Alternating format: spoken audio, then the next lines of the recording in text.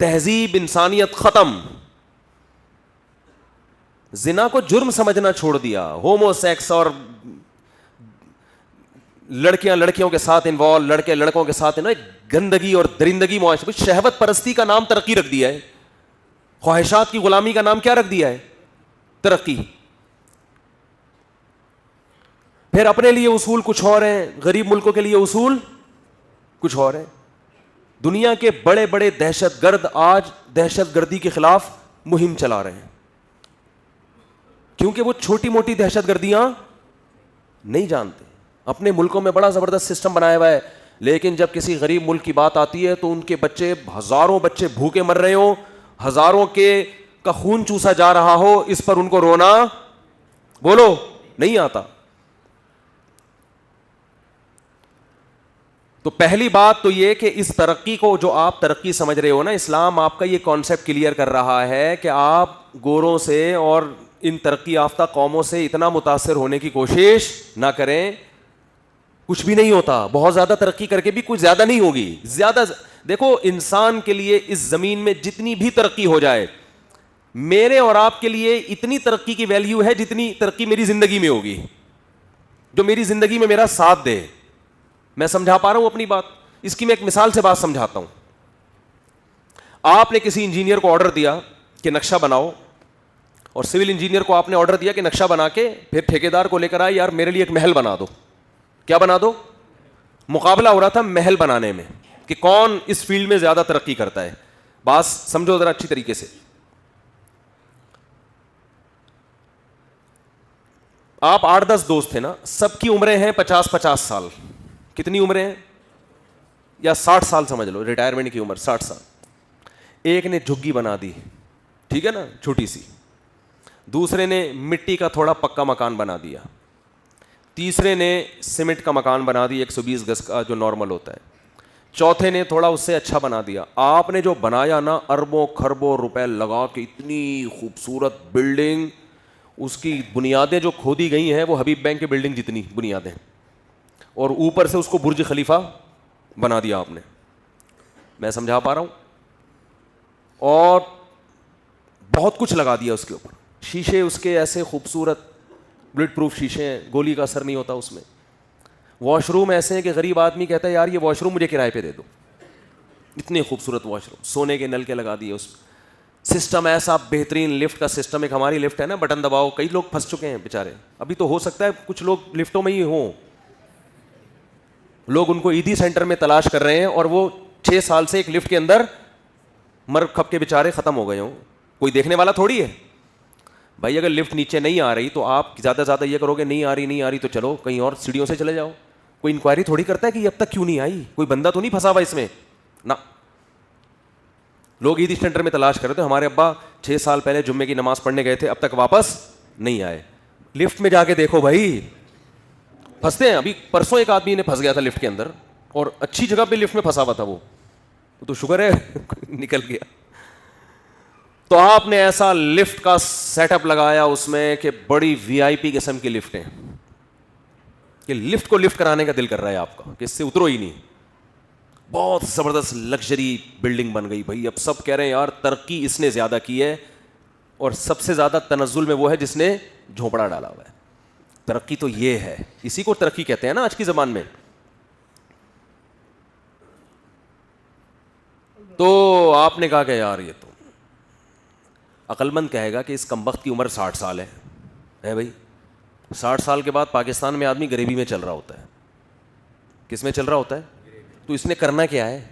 اس کے حق میں اتنی بڑی بلڈنگ ہو یا 120 گز کا چھوٹا سا گھر ہو, یہ اس آدمی کے حق میں کیا ہے؟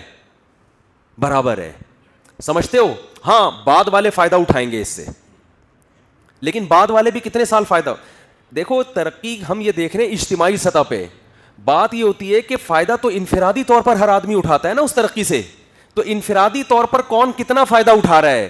انفرادی طور پر تو ہماری اور آپ کی عمریں 60 70 80 سے زیادہ نہیں ہے. تو چاند پہ پہنچ جاؤ, مریخ پہ پہنچ جاؤ, آپ کچھ بھی دنیا میں کر لو, آپ نے زندہ رہنے کی ایج آپ کی 70 80 سال سے زیادہ نہیں ہے. تو انسان کو فائدہ, اتنا بڑا فائدہ نہیں ہو رہا جتنا ہم سمجھ رہے ہیں. اتنا نہیں اس کو مسلط کرو سر کے اوپر. ہم تھر کے صحراؤں میں گئے ہیں, وہاں جھونپڑیوں میں لوگ اس عزت عافیت کے ساتھ زندگی گزار لیتے ہیں, حالانکہ ان کو ترقی کے لفظ کبھی پتا نہیں. ابھی میں گلگت گیا تھا, میں نے ولاگ بنایا, دیکھا ہوگا آپ لوگوں نے, 24 بچے ان کے, معذرت کے ساتھ, معذرت تو ان کو کرنی چاہیے لیکن میں ان کی طرف سے کر رہا ہوں. تو دیہاتی لوگ ہیں, بالکل ایک پسماندہ علاقے میں گاؤں ہے, ٹریکٹر تک نہیں ہے زمینوں پہ چلانے کے لیے, سمجھ رہے ہو, زمینوں پہ چلانے کے لیے ٹریکٹر تک نہیں, بیل سے ہل چلاتے ہیں, اپنی زمین کا اگا ہوا کھاتے ہیں. چکیاں کس پہ چل رہی ہیں؟ پانی پہ, جو آٹے کو کوٹتی ہیں.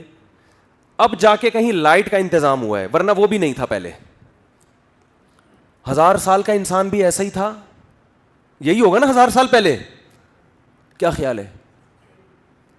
ان کے پاس کوئی ترقی, حتیٰ کہ میں 10 سال پہلے گیا تھا تو ڈاکٹر کا انتظام بھی نہیں تھا وہاں پہ, کوئی ڈاکٹر بھی نہیں تھے. سمجھ رہے ہو کہ نہیں سمجھ رہے؟ ڈاکٹر بھی نہیں تھے وہاں. وہ حکیم اور جڑی بوٹیاں اور یہ پیٹ کے لیے یہ والی وہ گھاس کھا لو, بس وہ تجربوں سے ایک چیز انہوں نے سیکھ لی تھی, بھائی پیٹ خراب ہو تو یہ کھا لو. اچھا کھاتے کیا تھے وہ؟ بکری کا دیسی گھی, بکری کے دودھ کا گھی نکال کے دودھ پی رہے ہیں, گائے کا. عمریں ان کی ماشاء اللہ 90 سال. ان کا میں نے واقعہ بھی سنایا تھا کہ ان کے ابا جو تھے نا, ابا 80 سال کے ابا سے میں ملا, جو میرے میزبان تھے, ابا سے میں ملا, جی خیریت سے ہیں, وہ بالکل 80 سال کے لگ رہے تھے دیکھنے میں. تو وہ اگلے دن انہوں نے شہر جانا تھا گلگت, تو جو میرے میزبان تھے وہ نوجوان تھے, انہوں نے خاتون کو بٹھایا پیچھے, میں بھی ان کے ساتھ چلا گیا, مجھے بھی جانا تھا, ہم جا رہے ہیں. تو میں نے کہا خیریت؟ انہوں نے کہا یہ پریگنینسی کا کیس ہے, تو بچے کی ولادت کے لیے کہیں ہاسپٹل جا رہا ہوں میں نے کہا ان کی وائف ہوں گی؟ تو میں نے کہا یہ آپ کی وائف ہے؟ کرتا تو استغفر اللہ, یہ میرے والد صاحب کی وائف ہے. اس کو کہتے ہیں ترقی. اس کو کیا کہتے ہیں؟ میں نے کہا, میں نے پہلے تو مجھے سمجھ میں نہیں آیا, میں نے کہا والد صاحب ہوں گے, پھر مجھے وہی والد صاحب جن سے میں ملا ہوں, کہہ رہے ہاں. میں نے کہا ماشاء اللہ یار, اللہ نے نیل آرم اسٹرانگ چاند پہ پہنچ کے شرمندہ ہے, حقیقت ہے. آرم اسٹرانگ اگر ہوتا کہتا میں نے زندگی برباد کر دی چاند پہ پہنچنے کے چکر میں. ترقی کس نے کی ہے؟ ترقی تو آپ کے باپ نے کی ہے. تو میں نے کہا اس عمر میں وہ بچے کیسے پالیں گے؟ اصل تو سننے کا جملہ یہ ہے, کہہ رہے ہیں انہوں نے پالنا نہیں ہے ابا, تو صرف ہر سال بچہ لائے جانا, پالنا تو ہم نے ہے. ابا کا تو کام ہے ہر سال ایک نئی پروڈکٹ آ رہی, کہہ رہے ہیں پالنا تو ہم نے, ابا نے تھوڑی پالنا ہے. تو خیر وہاں تو کچھ بھی نہیں ہے. تو پہلی بات دماغ سے یہ چیز نکال لیں کہ آپ کے پاس اگر دولت, ہمارے جو صحافی اور ہمارے حکمرانوں کا سارا نا اس پہ گھوم رہا ہے کہ ہم گورے سے آگے نکلیں, کسی طریقے سے گورے سے آگے نکلیں, معاشی ترقی میں آگے نکلیں, ہم صحت میں آگے نکلیں. ضرور نکلیں, مگر اس دنیا سے دل لگانے کی کوشش نہ کریں.